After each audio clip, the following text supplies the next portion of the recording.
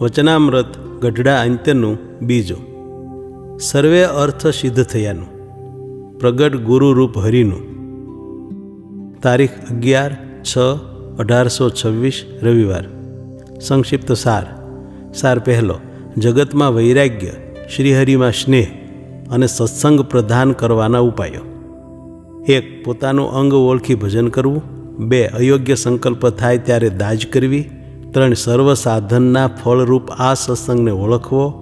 અને 4. જેવી પરોક્ષમાં પ્રતીતિ છે તેવી જ પ્રત્યક્ષ ગુરુરૂપ હરિમાં કરવાથી સર્વે કામ સિદ્ધ થઈ જાય છે. સાર બીજો. જેને દેહ મૂકીને પામવાનું છે, જે પરમપદ તથા મોક્ષ કહેવાય છે, તે તો છતે દેહ જ મળી ગયું છે. આ વાત યથાર્થપણે સમજવી. સ્વામિનારાયણ હરે, સ્વામિનારાયણ હરે.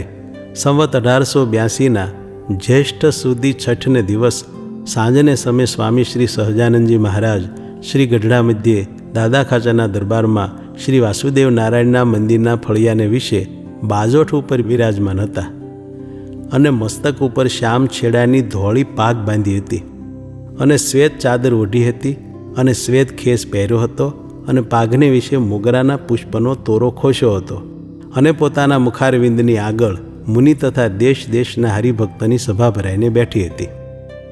પછી શ્રીજી મહારાજે પ્રશ્ન પૂછ્યો છે, જગતને નાશવંત દેખે છે અને દેહને મૂકીને ચૈતન્ય જુદો થઈ જાય છે તેને પણ દેખે છે, તો પણ આ જીવને જગતનું પ્રધાનપણું હૃદયમાંથી મટતું નથી અને પરમેશ્વરને સર્વ પ્રકારે સુખના સિંધુ જાણે છે, તો પણ પરમેશ્વરમાં જીવનું ચિત્ત ચોંટતું નથી.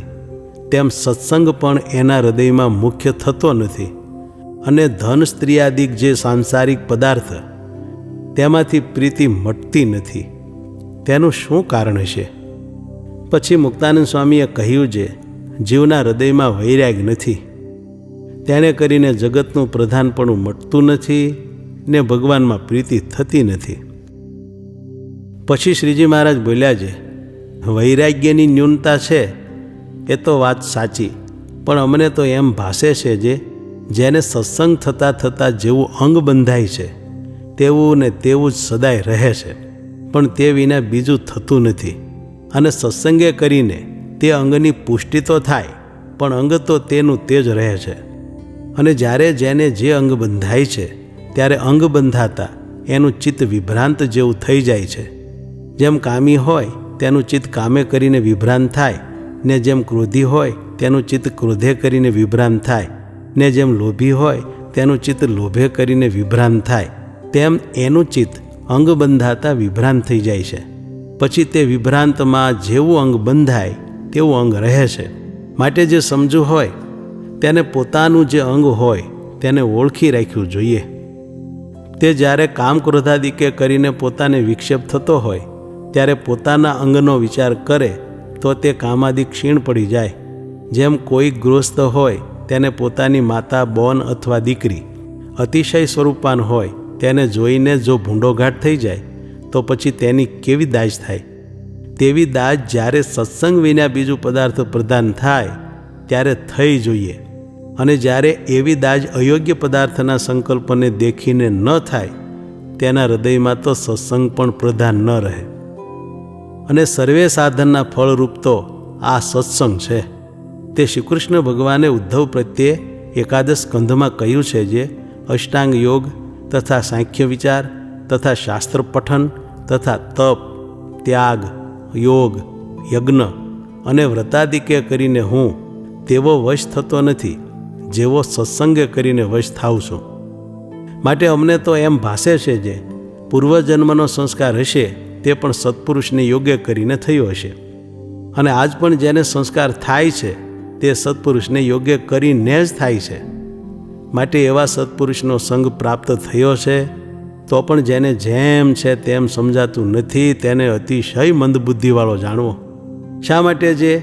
જેવી શ્વેતદીપમાં સભા છે, ને જેવી ગોલોક વૈકુંઠ લોકને વિશે સભા છે, ને જેવી બદ્રિકા આશ્રમને વિશે સભા છે, તેથી પણ હું આ સત્સંગીની સભાને અધિક જાણું છું અને સર્વે હરિભક્તને અતિશય પ્રકાશે યુક્ત દેખું છું. એમાં જો લગાર પણ મિથ્યા કહેતા હોઈએ તો આ સંત સભાના સમ છે. તે સમ શા સારું ખાવા પડે છે, જે સર્વેને એવું અલૌકિકપણું સમજાતું નથી અને દેખવામાં પણ આવતું નથી, તે સારું સમ ખાવા પડે છે. અને બ્રહ્માદિકને પણ દુર્લભ એવો જે આ સત્સંગ, તેમાં આવીને પરમેશ્વર વિના જેને બીજા પદાર્થમાં હેત રહે છે, તેનું કારણ એ છે જેવી એ જીવને પરોક્ષને વિશે પ્રતીતિ છે, તેવી પ્રત્યક્ષને વિશે દ્રઢપણે પ્રતીતિ થતી નથી. તે શ્રુતિમાં કહ્યું છે જેવી પરોક્ષ દેવને વિશે જીવને પ્રતીતિ છે, તેવી જો પ્રત્યક્ષ ગુરુરૂપ હરિને વિશે આવે તો જેટલા અર્થ પ્રાપ્ત થવાના કયા છે તેટલા સર્વે અર્થ તેને પ્રાપ્ત થાય છે. અને જ્યારે આવો સંત સમાગમ પ્રાપ્ત થયો ત્યારે દેહ મૂકીને જેને પામવા હતા તે તો દેહ છતાં જ મળ્યા છે. માટે જેને પરમપદ કહીએ, મોક્ષ કહીએ, તેને છતે દેહ જ પામ્યો છે. અને આ વાર્તા જે કહી તે જણાય છે તો જાડી જેવી, પણ એ તો અતિશય ઝીણી છે. તે જે એવી રીતે વર્તતો હોય તેને એમ સમજાય જે એ વાર્તા અતિ ઝીણી છે ને બીજાને તો સમજામાં પણ આવે નહીં, એવી અતિશય ઝીણી વાર્તા છે. એમ વાર્તા કરીને શ્રીજી મહારાજ જય સચ્ચિદાનંદ કહીને પોતાના ઉતારામાં પધાર્યા. ઇતિ વચનામૃતમ ગઢડા અંતનું બીજું થયું.